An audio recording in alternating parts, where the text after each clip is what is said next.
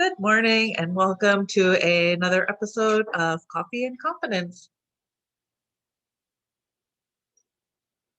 Cheers. So today, this video is going to be a little bit longer. I've decided to share my story because I feel like your story is your purpose. Your pain is your purpose. Your story is your strength.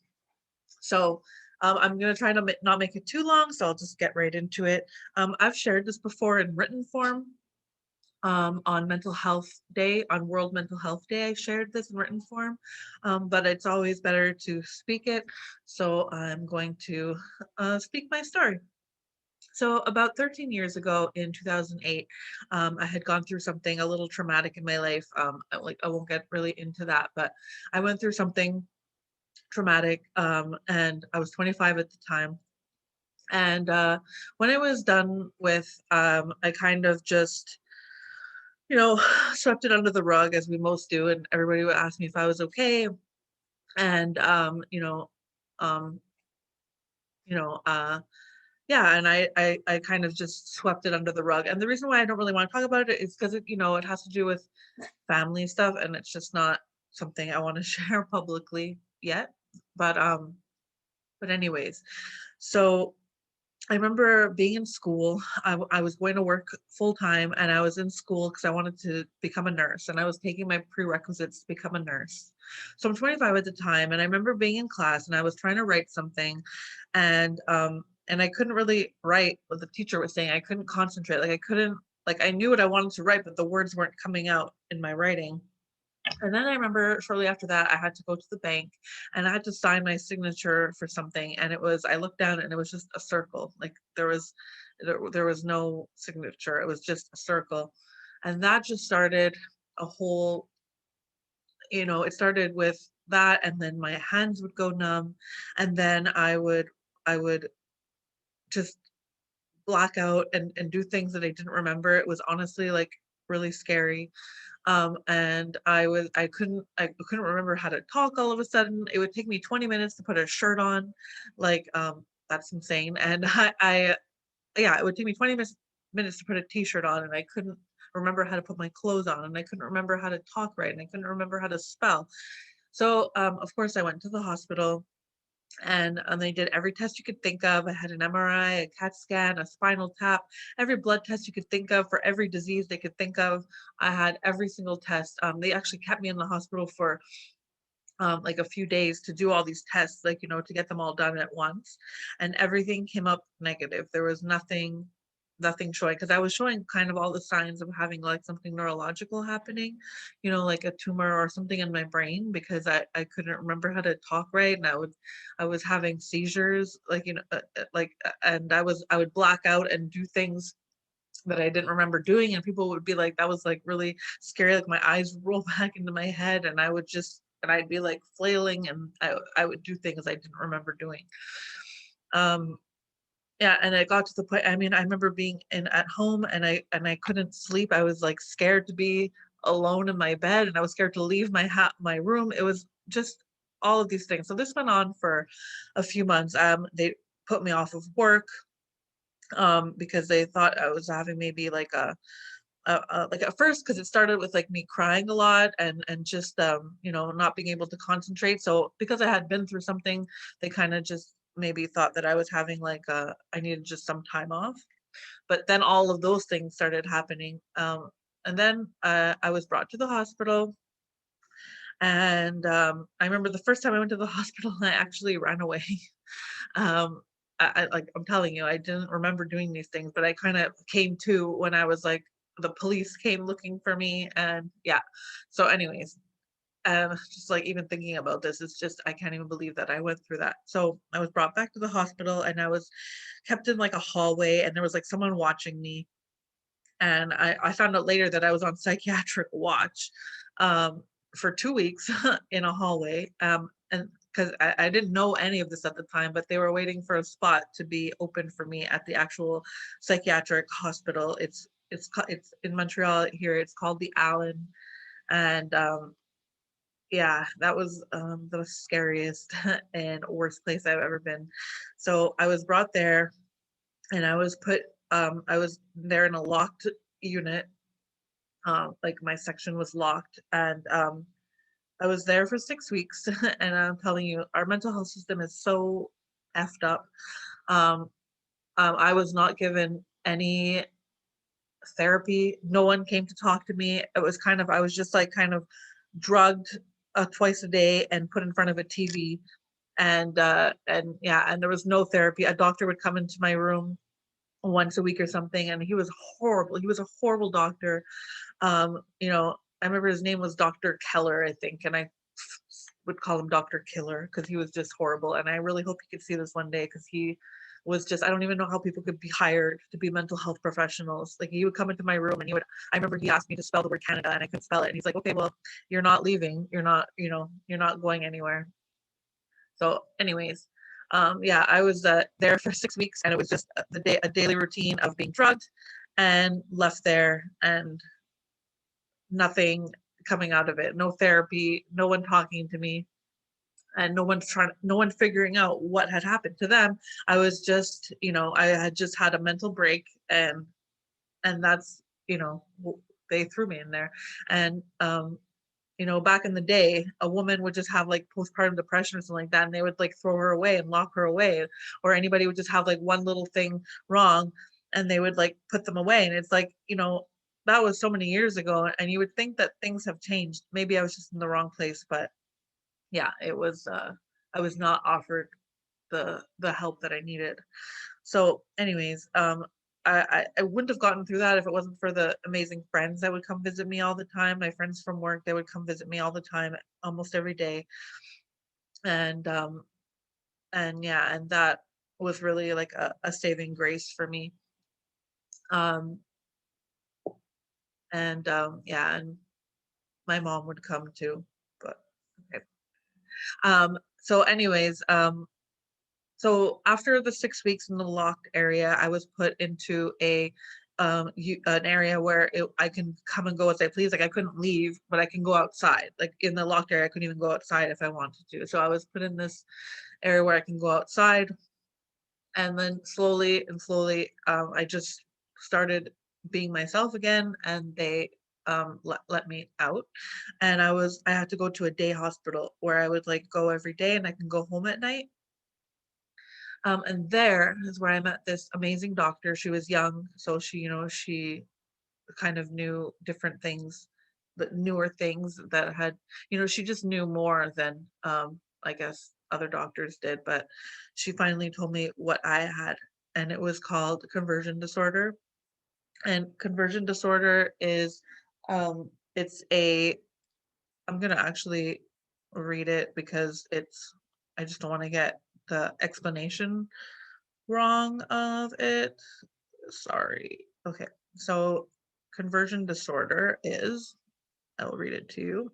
So conversion disorder is a disorder in which a person experiences blindness, paralysis, or other symptoms affecting the nervous system that cannot be explained solely by physical illness or injury. Symptoms usually begin suddenly after a period of emotional or physical distress or psychological conflict.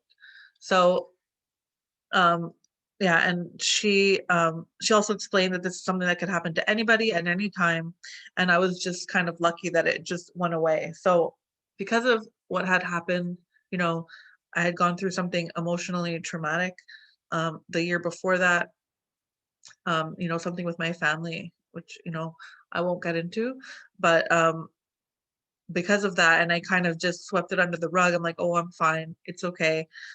My body had other plans for me, and that's what it did. So, like that, it was like my body went into like defense mode, and it was just so tired and so um had been through something so traumatic that I wasn't really paying attention to, and that's like what happened. I remember being in the hospital and trying to put my shoe, like those little hospital booties. I was trying to put them on to like go outside, and I couldn't. This is before I had gone into when I was still in like the emergency, and I couldn't find my foot to put these booties on. Like that's how crazy it was. Like I couldn't even find where my feet were, and it was all, you know, they said it was all in my head, and it really was all in my head, but it was in it was like it was a different part of my head. It wasn't like it wasn't me making it up. It was in my head, but it was my brain was doing it. I had no control over it. And what I really needed was just someone to talk to me and someone to ask me what had happened, what had been going on, like what, what were the things going on? Like everything, they just thought it was physical and something neurological, and nobody ever sat me down and said, what had been going on. And there needs to be more awareness around this psychosomatic disorders, and like your brain is so capable of doing things that you have absolutely no control over. And so it's so important to talk about what's going on, and to talk to someone.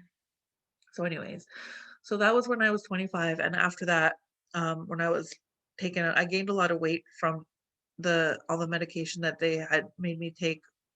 And so when I got out, they wanted me to still take like antipsychotics and stuff like that. And I didn't, I mean, I went to see a doctor, and quickly got off of those because I didn't need them. But I got really involved into fitness, and, uh, and yeah, I think that was like a saving grace kind of for me. Like I became a little bit obsessed with it. But it's what I needed to do to get me, over that. And I got really involved into fitness, and into like to the point where I was competing in fitness. So that was went into my like 27, 28. And also I should say, at the same time when all of that happened, at when I was 25, I had found my father that I hadn't ever met in my entire life. I met him when I was 25, and that happened just before I got sick. Um, so that was all my life I've seen everybody else grow up with fathers, and like families. And um I was just, when I found him, I just kind of gravitated to that. I put him on a pedestal. I was just like, I felt like, oh my god, I'm like like everybody else now, and I have a father. And I kind of latched on to that, you know that feeling of just someone taking care of me. Like you see so many um little girls with their fathers, and I always really wanted that and craved that. And so when it was put in front of me, I didn't really care in which way it was. I just latched onto it. And and then that kind of set the tone for other relationships. I kind of latched on to a lot of relationships. I became very codependent on a lot of relationships. And I just kind of felt like all my happiness and my joy and my everything was in relationships, especially with men. Like I just kind of always was looking for that, relationship with someone to make me feel whole and fulfilled and worthy and loved, because that's, the only way I was going to be happy is from someone else giving it to me and showing it to me. So in all my relationships in my, late 20s, early 30s, it's always been about, I mean, I went through that horrible thing when I was younger, and I used it as like my strength to, you know, become stronger. But I still had that, I still wasn't really talking about it. I wasn't really talking about what happened and the things of my life, and, my issues with growing up without a father, and how that really affected me.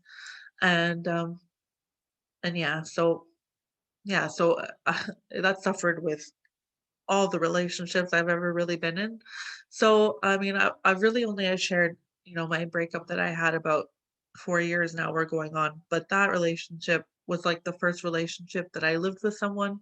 And in my late, mid, I was 34 when we started, when we lived together, and I kind of just thought, okay, this is it. Like, I've wasted enough time. I've been through enough. Like this is, the one. And I knew right from the beginning, and I'm not trying to throw him under the bus. Like, you know, I allowed him to be who he was. I knew that it wasn't a good relationship for me. I knew that he didn't want the things that I wanted. I knew that, but I just kind of latched on to the fact that he took care of me and offered me that feeling of, of, male love, or, what I was missing or something like that. I don't know.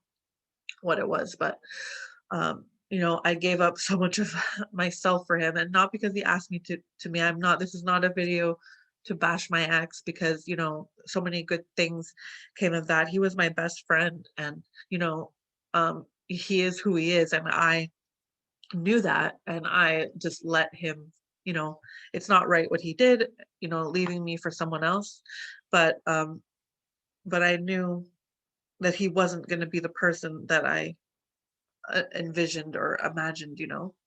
So, anyways, I feel like this is getting way too long, but my point is, when in that relationship, I just kind of lost myself. Like, I mean, I think I was always kind of lost, but in that relationship, I kind of just, I put on I put on a performance. Like, I always had to look perfect and be perfect and do everything for him, and, cater to him, and do everything for him, because I thought, like, that's what love was. Like, that's how I was going to receive love, was, doing and being everything for someone else. And and you know, obviously that's not right. And he anyways, yeah, I remember I came home from work one day and he was leaving me, and I found out later it was for someone else. But anyways, the point is, when that ended, I was just like, what the heck, you know? Now I'm alone. I'm 30. I was 37 at the time now.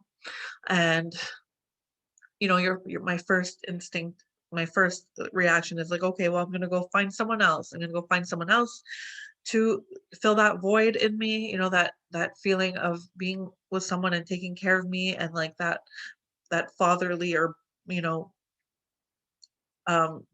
male bond, or whatever it is that I needed. And but then just a voice said, like, no, it's your time to shine on your own as you are. And, your pain is your purpose. So my pain is feeling alone, growing up, going through something as traumatic as I did, and always feeling like, it makes me less than, or it makes me, not, I never really like became anything.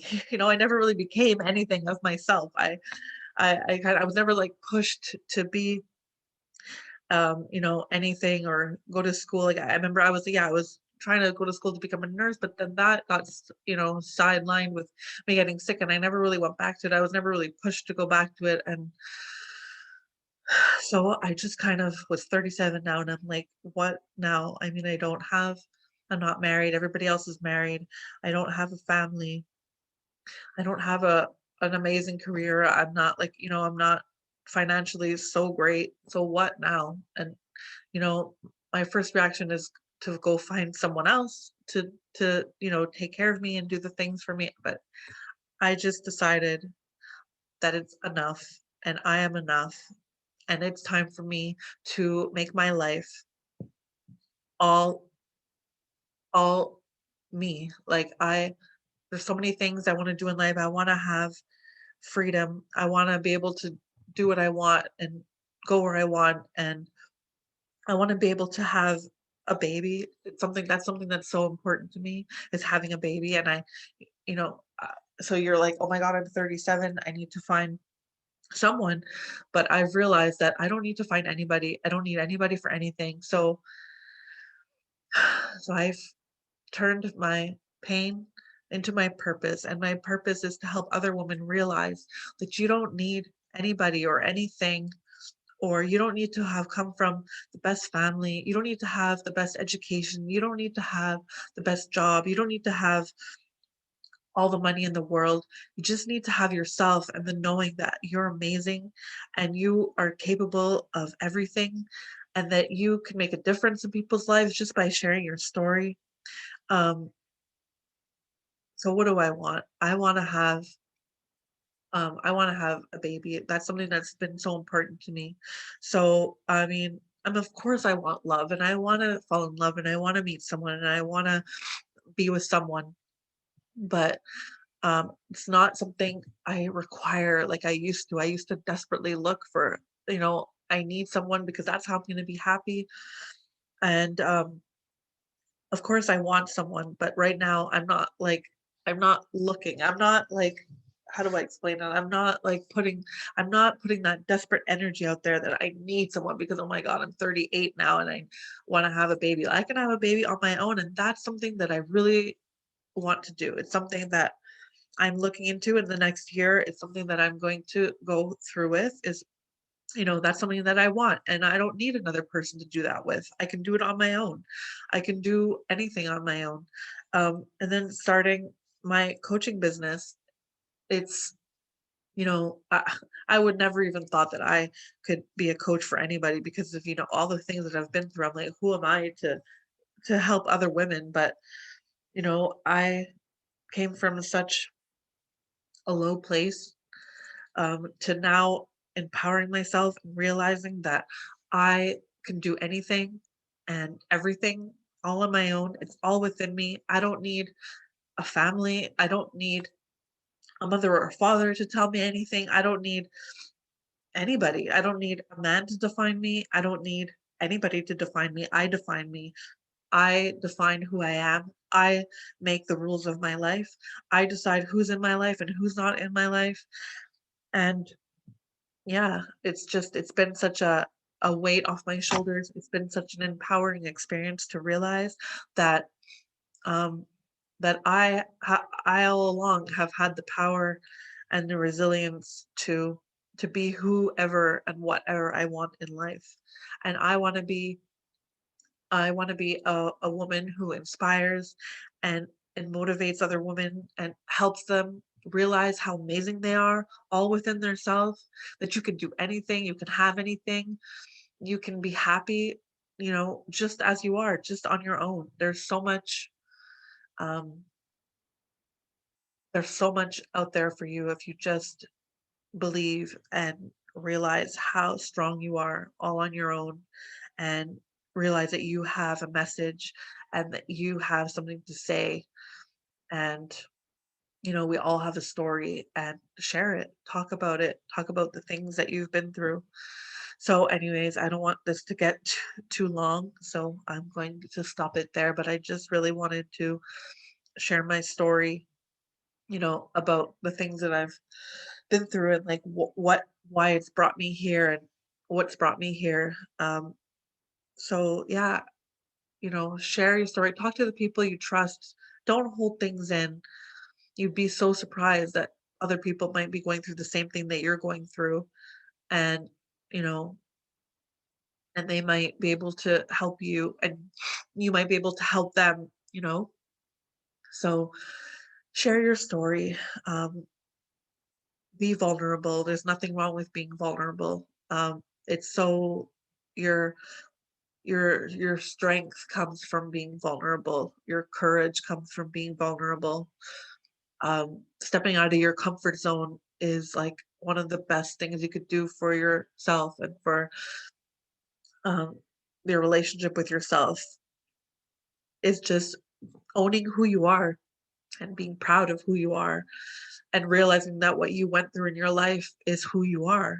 It's not to be ashamed of. It's your story. Your story, your pain is your purpose and your strength and what you need to tell to help other people to move forward and to help inspire them and help them move forward.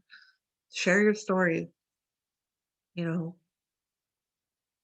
just it's just I have such a peace in my heart and such love in my heart in the last year that I've just realized how, you know, um just how, how grateful I am for everything I've been through. And it's been hard. And I've always thought that, why was I dealt these cards? And why is my life like this? And why aren't I happy just like everybody else? And why don't I have a family like everybody else? But I'm my family and I'm gonna have the family that I want because I desire it and I know I deserve it and I'm going to create it myself because I know exactly what it is um, that I that I desire and I won't accept anything less. And I get the power. I have the power to create my own family and friends and anyways.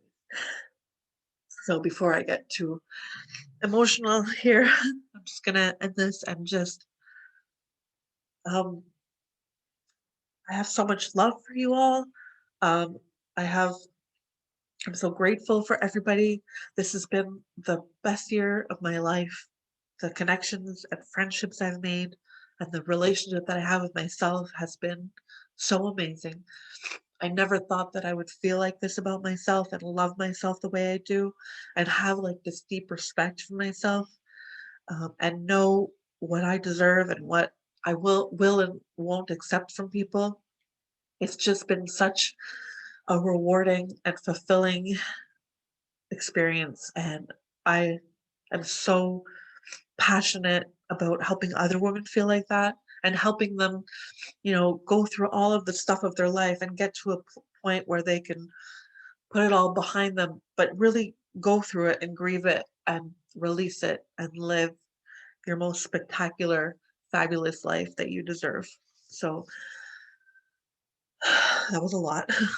And if you're still here listening, I'm so thankful that you stayed around and listened. And um, yeah, thank you for being on this journey with me and be vulnerable and realize that you have everything within you as you are, who you are. You're amazing, just because of the life you've lived. So I hope you all have a wonderful Friday, a great weekend, and stay true to yourself because you are amazing just as you are. You're beautiful, you're amazing and fabulous, and I love you all. Have a wonderful day. Bye.